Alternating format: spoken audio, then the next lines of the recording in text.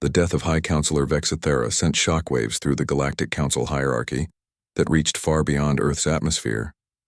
The High Counselor had come to personally oversee what was supposed to be a routine planetary conquest, only to be eliminated by a single shot from an enemy using technology that was supposedly centuries obsolete. Admiral Zextar found himself in an impossible position. The Council demanded explanations for failures that defied every principle of military science they understood.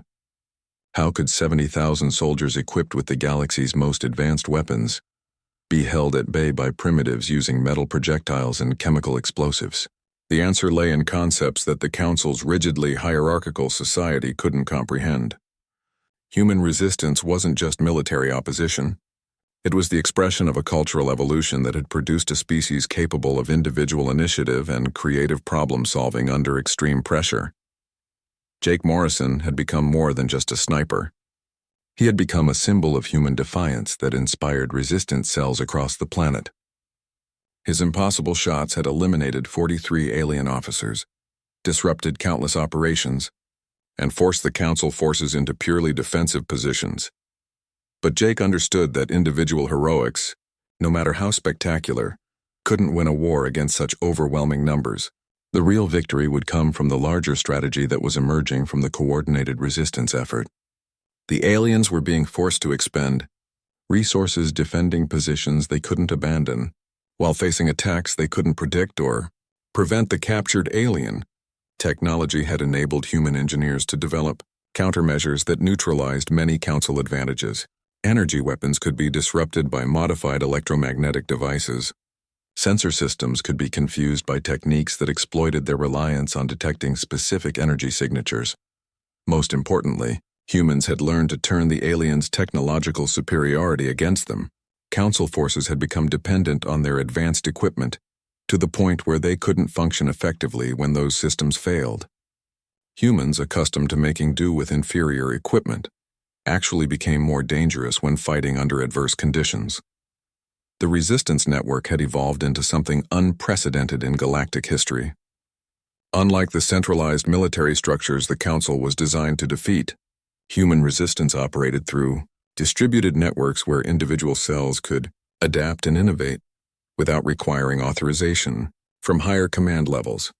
Jake received new intelligence, indicating that the aliens were preparing to consolidate their forces for a major offensive. Rather than continuing to spread their troops across multiple positions, they planned to concentrate their remaining forces and attempt to establish an unbreachable stronghold from which they could slowly expand their control. The human response was characteristically unconventional.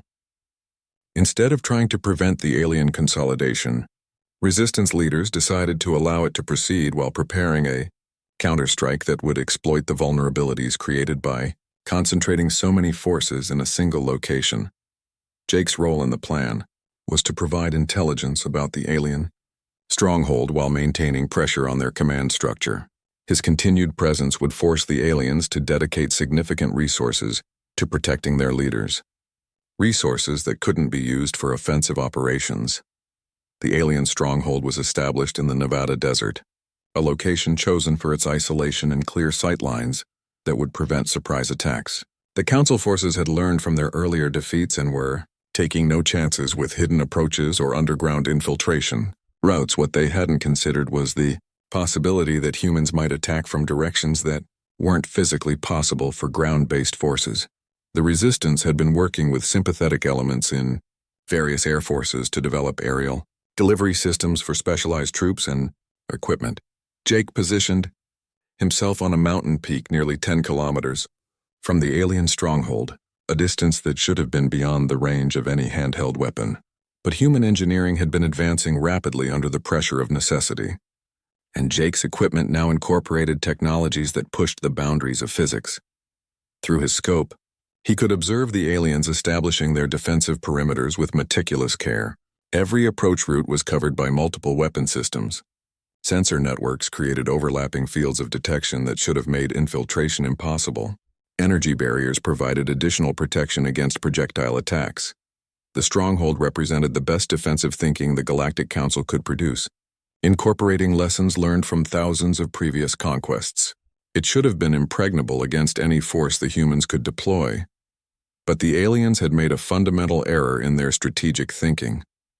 They had designed their defenses to stop human attacks, not to prevent human observers from gathering intelligence about their operations.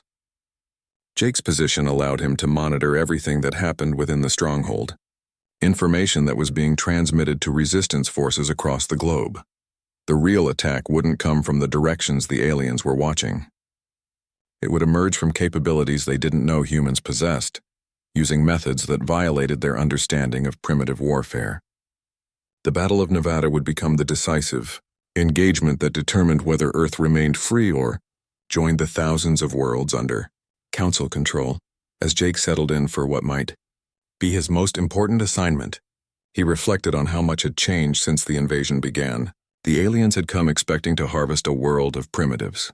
Instead, they had encountered a species that treated warfare as an art form, where every individual could become a master craftsman given sufficient motivation and opportunity.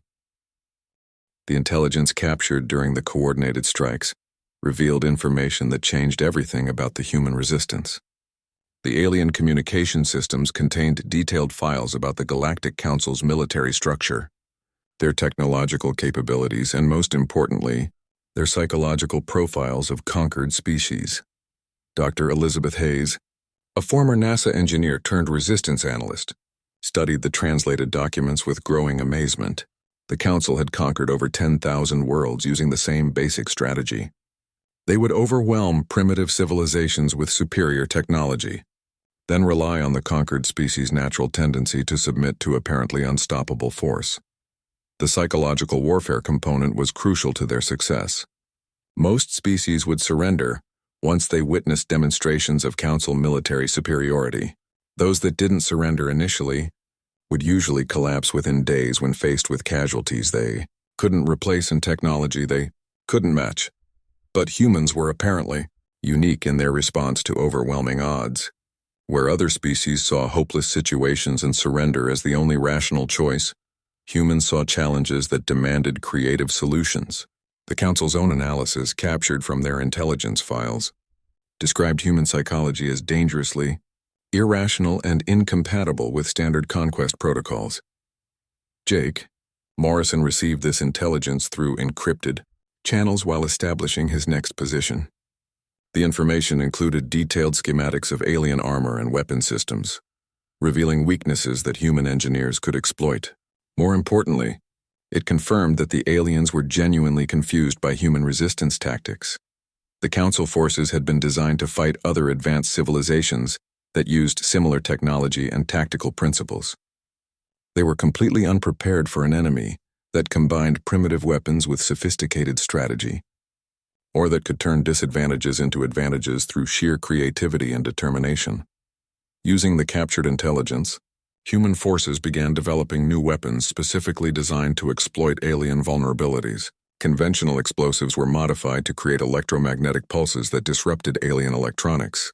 Traditional hunting ammunition was enhanced with penetrating cores that could punch through energy, shields designed to stop plasma. Weapons. Jake's rifle received significant upgrades based on the new intelligence. His ammunition was now capable of penetrating the heaviest alien armor at ranges that should have been impossible. Each round was individually crafted to maximize kinetic energy transfer while maintaining accuracy over extreme distances. The aliens, meanwhile, were struggling with supply and morale problems that their command structure had never encountered. Admiral Zextar found himself dealing with issues that weren't covered in any Council military manual. His soldiers were requesting rotation off the planet, claiming they couldn't fight an enemy they couldn't see or predict. The psychological pressure was becoming unbearable for forces accustomed to easy victories. Every patrol that left their bases faced the possibility of elimination by invisible enemies. Every communication could be their last. The humans had turned their entire planet into a hostile environment where death could come from any direction without warning. "Admiral," reported Commander Thexaval during their daily briefing, "we've lost contact with 12 outposts in the past 24 hours. The humans are systematically eliminating our forward positions using tactics our defensive protocols can't counter." The reality was even worse than the official reports indicated. Entire units were disappearing without trace.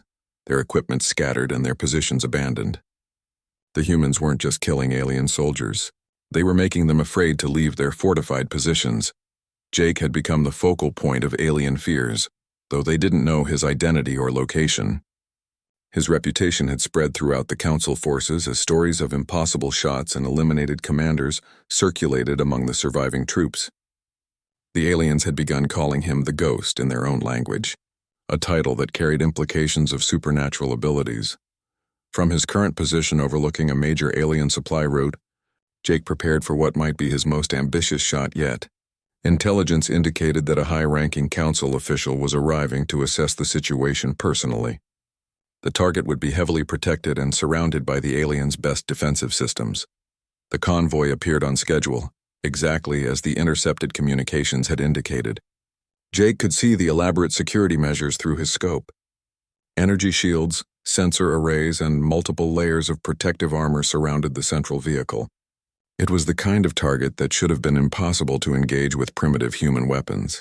But the aliens had made a critical error in their defensive planning. They had designed their security systems to protect against threats they understood, energy weapons and guided missiles that would approach from predictable directions. They hadn't considered the possibility of a kinetic projectile delivered from beyond their sensor range. Jake's shot had to travel over 5 kilometers, requiring compensation for wind patterns at multiple altitudes, the planet's rotation and the target's movement. It was the kind of shot that existed only in theoretical discussions among military snipers, a challenge that pushed human capabilities to their absolute limits. The bullet took nearly 8 seconds to reach its target, during which Jake remained perfectly still, controlling his breathing and heartbeat to maintain accuracy. When the round finally struck, it penetrated every layer of alien protection as if they didn't exist, eliminating the Council official instantly. The convoy erupted into chaos as the aliens realized their most sophisticated defenses had been completely useless. Security forces scattered in all directions, trying to locate an enemy who had already vanished into the landscape. The psychological impact of the attack rippled through the entire Council force structure. For the first time in Council military history, an invasion was being abandoned, not because of technological limitations or strategic impossibility, but because the enemy had proven too dangerous to fight. The coordinated human counterstrike began at dawn on the 5th day of the invasion. Across 6 continents, resistance cells launched simultaneous attacks designed to capture alien technology and personnel. The operation had been planned, using a combination of military expertise and civilian knowledge that created tactical advantages the aliens couldn't predict or counter. Jake Morrison positioned himself on a ridge overlooking the target facility, an alien communication hub that had been established in a captured government building. His role was crucial but challenging. He needed to eliminate specific threats while avoiding any shots that might damage the equipment the strike team hoped to capture. Through his scope, Jake could see the human assault team approaching through drainage tunnels that the aliens didn't know existed. The strike force included former special operations soldiers, electrical engineers, and computer programmers. Their mission was to capture the communication equipment, intact, and extract any alien prisoners who might provide intelligence about Council capabilities and intentions. The operation began when explosives planted by the underground team disabled the facility's power grid. Emergency lighting activated, but the aliens' sophisticated sensors were temporarily blinded by the electrical disruption. The assault team moved with precision that spoke to months of training and years of experience. Jake tracked his first target, an alien guard who was moving toward a position where he could threaten the strike team's escape route. The shot had to be perfect, eliminating the threat without alerting other guards to the sniper's presence. The bullet struck with surgical precision, dropping the guard silently while the rest of the facility remained focused on the main assault. Inside the building, the human team encountered resistance that revealed the aliens' tactical limitations. The Vorthak soldiers were trained for conventional warfare where both sides understood the same basic principles. They expected enemies to follow predictable patterns of advance and retreat, attack and consolidation. Instead, the humans used tactics that seemed to violate military logic. They would advance aggressively into heavily defended positions, then retreat through routes that shouldn't have existed, only to reappear in areas they had supposedly evacuated. The building's architecture became a weapon in their hands. with ventilation shafts, service corridors, and emergency exits providing mobility that the aliens couldn't track or predict. Sergeant First Class Rodriguez led the technical team to the communication center, while his security element engaged the alien defenders. The humans had learned to exploit the psychological weaknesses in alien behavior. The Vorthak became increasingly desperate as their technological advantages proved useless in close-quarters combat. The aliens' energy weapons were devastating in open combat, but they were dangerous to use inside their own facility, where missed shots could damage critical equipment. Their armor provided excellent protection against energy weapons, but was less effective against the improvised explosives and modified projectile weapons the humans carried. Rodriguez reached the communication console and began the extraction process. The alien technology was incredibly sophisticated, but human engineers had spent days studying captured equipment and intercepted transmissions. They had developed techniques for interfacing with alien systems using modified human computers and translation software. While the technical extraction proceeded, Jake continued providing overwatch from his distant position. He had eliminated 6 alien defenders without revealing his location, each shot carefully planned to support the strike team's objectives. The aliens were beginning to realize they were facing coordinated resistance rather than random guerrilla attacks. Admiral Zextar received emergency communications from multiple facilities under simultaneous assault. The humans weren't just fighting defensive actions anymore. They were actively hunting Council forces and capturing strategic assets with military precision that suggested far more organization than previous. Intelligence reports had indicated, "Sir," reported his tactical officer, "the humans have breached security at 7 facilities across 3 continents. They appear to be targeting our communication and sensor network specifically. This suggests a coordinated intelligence operation rather than random resistance activities." The realization was dawning on the alien command structure that they were fighting an enemy that understood modern warfare principles despite their supposedly primitive technology. The humans were adapting faster than the Council forces could adjust their tactics, learning from each engagement and applying those lessons across their entire resistance network. In the communication facility, Rodriguez completed the data extraction and began preparing charges to destroy what couldn't be carried. The human team had learned that denial of resources was as important as acquisition. Every piece of alien equipment they couldn't capture would be destroyed to prevent its use against human forces. The withdrawal phase of the operation tested Jake's skills to their absolute limit. The aliens had reinforcements approaching from multiple directions, and the strike team needed covering fire to reach their extraction point. Jake found himself engaging targets at ranges that pushed his equipment beyond its design specifications. His first shot eliminated the commander of the approaching reinforcement unit. The second and third shots disabled alien vehicles by targeting their power systems through tiny gaps in their armor plating. Each impossibly difficult shot bought the strike team additional seconds to complete their withdrawal. As the human team disappeared into the tunnel system, Jake packed his equipment and began his own withdrawal. The operation had been a complete success, providing intelligence and technology that would be crucial for future resistance operations. More importantly, it had demonstrated that humans could take the initiative against supposedly superior alien forces. The psychological impact on the Council forces was becoming more significant than the physical casualties. They had come to conquer a primitive world, and instead found themselves being hunted by an enemy that seemed to understand warfare better than they did themselves. 3 days into the invasion, the Galactic Council's casualty reports painted a picture that Admiral Zextar had never seen in his centuries of military service. Nearly 800 soldiers killed, 37 vehicles destroyed, and countless pieces of equipment either captured or sabotaged. The humans were turning their own primitive planet against the invaders. Commander Thexvol of the ground forces sent increasingly desperate communications from the surface. "Admiral, these humans fight like nothing we've encountered. They use their planet's terrain as a weapon. They disappear into underground networks we didn't know existed. Our energy weapons are useless against enemies we can't find." Jake Morrison had become something of a legend among the resistance fighters. His impossible shots had eliminated 17 alien officers, disrupting command structures across multiple sectors. Each kill was precisely calculated, not just for maximum tactical impact, but to spread fear and uncertainty among the surviving aliens.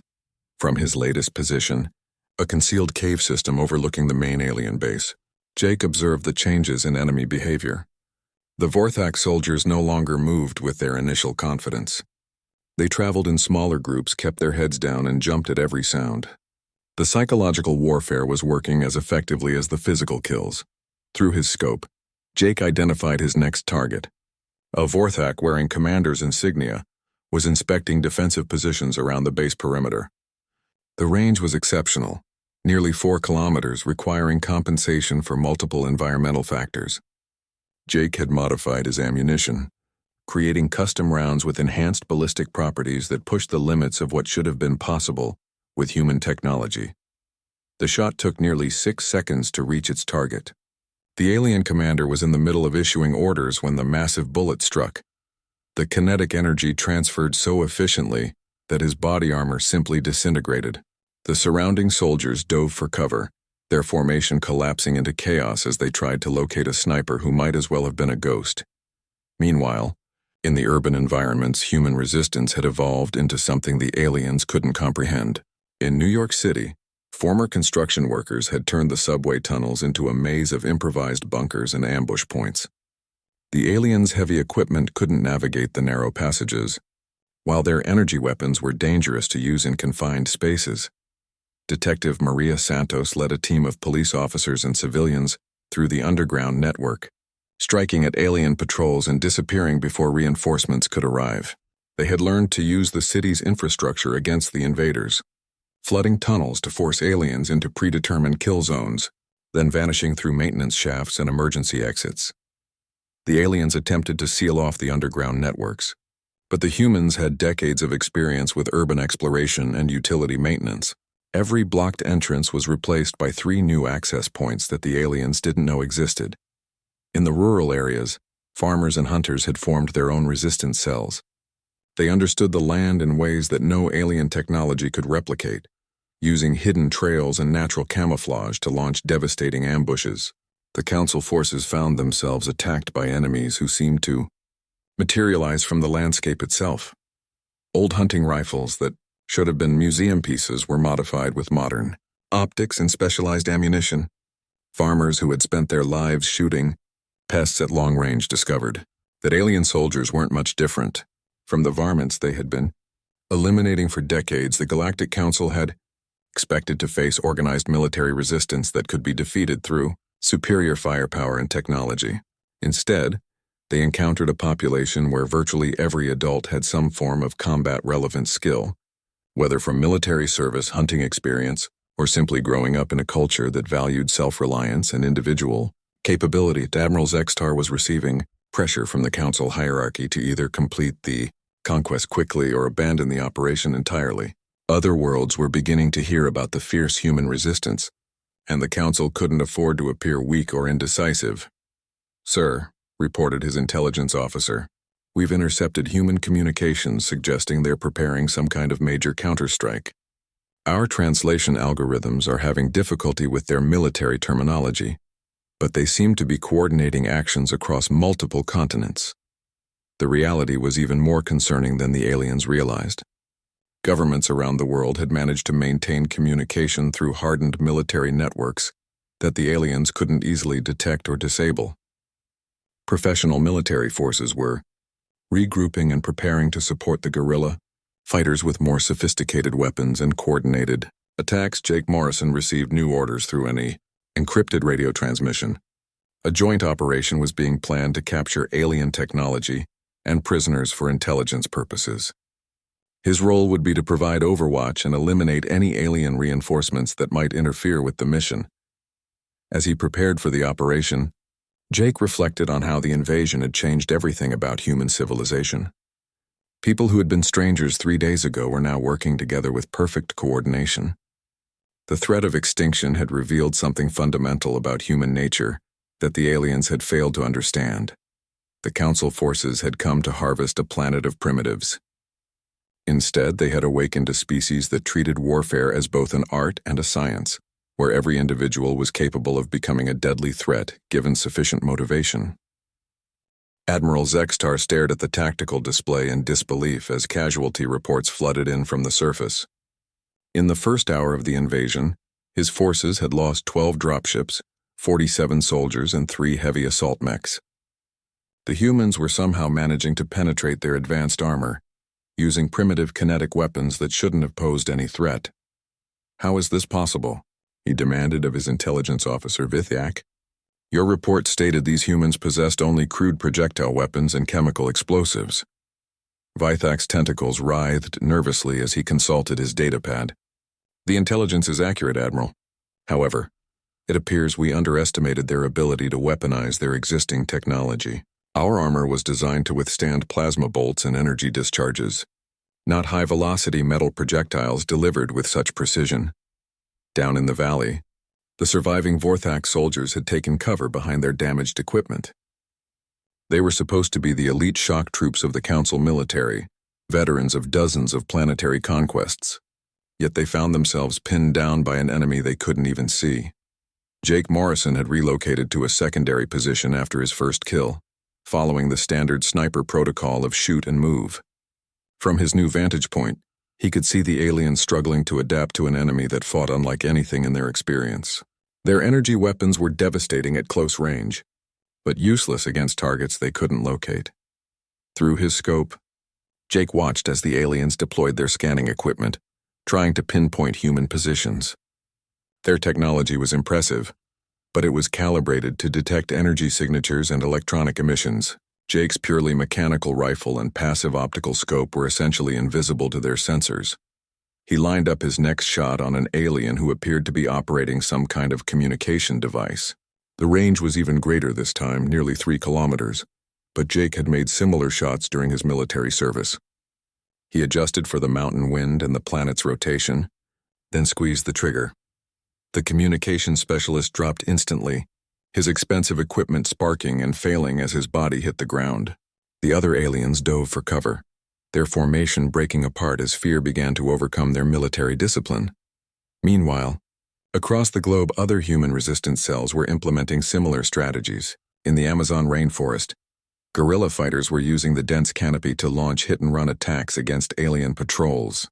The Council Force's energy weapons were designed for open battlefield engagements, not jungle warfare where visibility was limited to mere meters. Captain Sarah Chen, leading a squad of former Special Forces operators, watched through night vision goggles as a Vorthak patrol stumbled through the undergrowth below her position.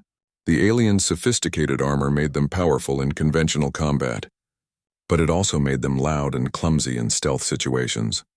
Sarah's team had spent 3 days learning the aliens' patrol patterns and identifying their weaknesses. The Vorthak relied heavily on their technology, trusting their sensors and tactical displays rather than developing the instinctive awareness that human soldiers learned through necessity. She signaled to her demolitions expert, Martinez, who triggered a series of improvised explosive devices planted along the patrol route. The aliens' energy shields flickered and failed under the concussive force of the chemical explosives, leaving them vulnerable to conventional weapons fire. The human team opened fire with modified hunting rifles and military surplus weapons, their bullets finding gaps in the alien armor that had been compromised by the explosions.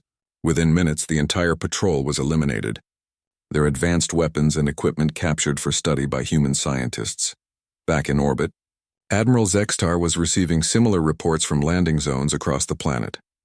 His forces were encountering unexpected resistance from an enemy that seemed to understand warfare in ways that the Council's military doctrine couldn't account for. "Sir," reported his tactical officer, "we're receiving requests for orbital bombardment support from 17 different ground commanders. The humans are using guerrilla tactics that our training simulations never prepared us for." Zextar considered the option. Orbital bombardment would eliminate the immediate resistance, but it would also destroy the very resources and infrastructure that the Council wanted to claim. The humans seemed to understand this limitation and were exploiting it ruthlessly. The alien admiral was beginning to realize that his intelligence reports had focused on human technology while completely ignoring human psychology and tactical creativity. These weren't just primitive beings with crude weapons. They were survivors who had spent their entire evolutionary history fighting against overwhelming odds. In his mountain hideout, Jake Morrison was already planning his next move. He had identified what appeared to be a command post being established near the primary landing zone. Taking out the alien commanders would disrupt their coordination and buy more time for human forces to organize their resistance. As night fell over the battlefield, both sides began to understand that this invasion would be unlike any previous Council conquest. The humans weren't fighting to win a conventional war. They were fighting to make the cost of victory so high that their enemies would eventually decide Earth wasn't worth the price. The 70,000 alien soldiers had come expecting a simple harvest operation. Instead, they had entered a nightmare of invisible enemies and impossible shots that defied everything they thought they knew about warfare. The massive Galactic Council fleet emerged from hyperspace like a dark cloud blocking out the sun. 70,000 alien soldiers aboard 300 warships had come to claim Earth for the Council's ever-expanding empire. Admiral Zextar of the Vorthak species stood on the bridge of the flagship. His forearms crossed as he gazed down at the blue marble spinning below. Earth had been marked for conquest 6 cycles ago when their long-range scouts detected the primitive species that called themselves humans. The initial report seemed almost laughable. These creatures had barely managed to escape their own gravity well, possessing technology that was centuries behind even the Council's most backward member worlds. They fought amongst themselves with crude projectile weapons and had no energy shields, no plasma cannons, no faster-than-light communication networks. A simple harvest operation, Zextar muttered to his tactical officer Krelon. The Council had perfected the art of planetary conquest over millennia. Standard protocol called for orbital bombardment of major population centers, followed by ground forces to secure resources and round up survivors for the labor colonies. Most species surrendered within hours once they witnessed the overwhelming technological superiority of the Council forces the human governments had received. The Surrender Ultimatum 48, hours ago through their primitive radio networks. The message was simple and had been delivered to thousands of species before them. Submit to Council authority. Accept relocation to designated zones and provide tribute in the form of resources and labor. Resistance would result in complete planetary sterilization. As expected, the humans had responded with defiance. Their leaders spoke of freedom and independence, concepts that seemed quaint to a civilization that had absorbed over 10,000 worlds. Some species chose the hard way, but it never mattered in the end. The Council's military machine was unstoppable. Down on Earth's surface, in a small cabin nestled in the Rocky Mountains of North America, Staff Sergeant Jake Morrison adjusted the scope on his rifle for the 100th time that day. The former Marine sniper had been tracking the alien movements through his high-powered telescope since their ships had appeared. While world leaders scrambled to organize defenses and ordinary citizens fled to bunkers, Jake had made a different choice.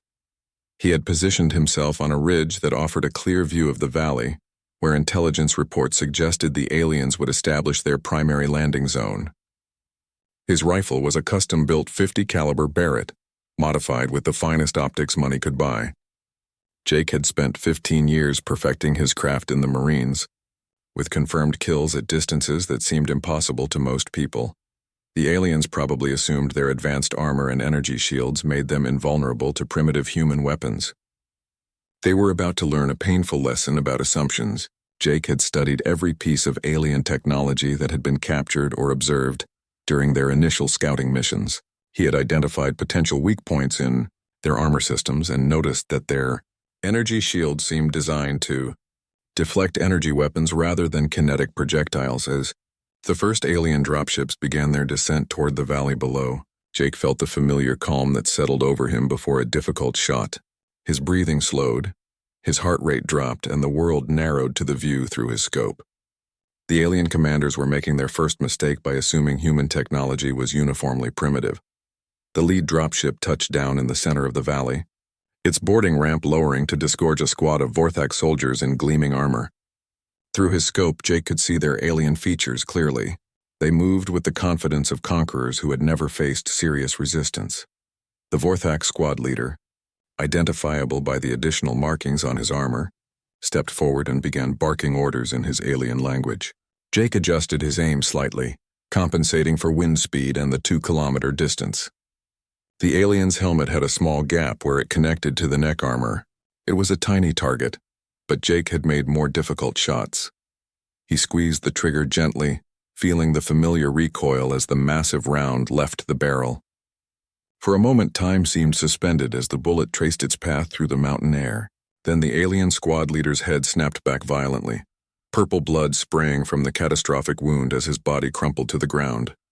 The remaining aliens froze in confusion. Their sensors hadn't detected any enemy positions, and their squad leader had simply dropped dead without warning. Panic began to set in as they realized their supposedly primitive enemies possessed capabilities their intelligence reports had failed to mention.